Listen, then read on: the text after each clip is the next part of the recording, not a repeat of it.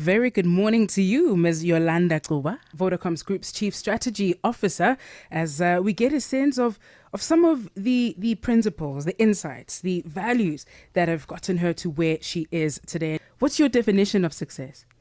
My definition of success is basically being able to do what you want, when you want, and how you want it. Mm-hmm. That's how simple it is. Owning your own time, owning your own space, and owning what you do. Who did you always want to be? And are you that person right now? The person that I've always wanted to be is someone who is independent, someone who's able to make things happen for other people. A lot of my life is about actually enabling others. And right now I'm able to do that. I think, one of the decisions that you make actually quite young is how significant you want to be. For me, significance is about being able also to play a part in other people's lives. Your motto in life? What I really love is something that my sister and I had in our bedroom. And basically, it used to say something along the lines of, what would you do if you knew you wouldn't fail? Mm-hmm. You know? And that for me is actually what drives me. If there's one thing that my mother and my family actually instilled in us, is that other people have no right to define how far you go or how high you rise. You know. And for me, that's most probably the single biggest liberating thing that has ever happened to me as well. It's all about financial freedom and your journey to that point. In fact, just outside now, I met the ladies from Satrix, you know, and I was telling them, I just said to them, thank you very much because you've made my kids rich. and they said, how? I said, well, I'm using my 100,000 Rand donations exemption, which SARS generally gives us, all of us every year. I'm using it for my kids, and I invested it as a debit order into Satrix. And now my kids are worth a lot. Generally, South Africans are not good at saving. We also don't fully understand the benefits of investment. There's a book that I read, which was the simplest book, The Richest Man in Babylon. And it gives you just a sense about what is compound interest. If today you had 100,000 Rand to invest, okay, in 8 years' time, that doubles up at a 10% return every year. That's not a demanding interest rate. So if you invested for your child now, 100,000, 8 years' time is 200,000. Just think about this.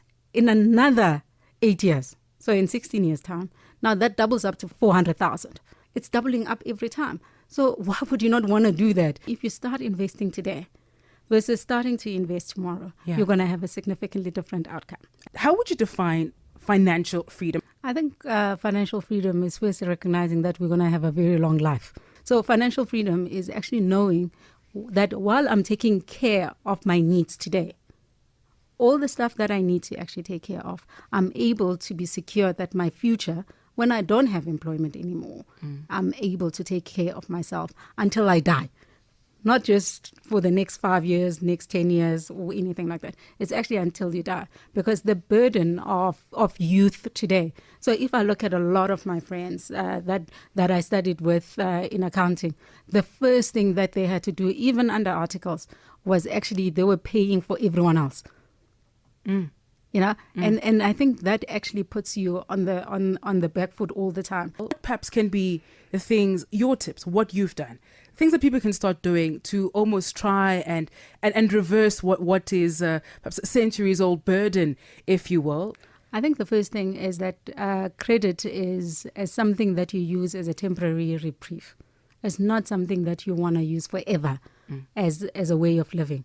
Have credit because it balances the books and it allows you to own a house because normally people don't have enough money in their bank account to own a house. Stokvels are a beautiful invention of our people. They're the future, yes. A stokvel is a form of savings. Yeah. You know, and people just think stokvels are out of fashion now and so on and so on. Yes, they might be a little bit out of fashion, but are they relevant today? Absolutely. You know, my grandmother bought everything in her house through stokvels. She built her own house through stokvels. And then also in terms of investment in education.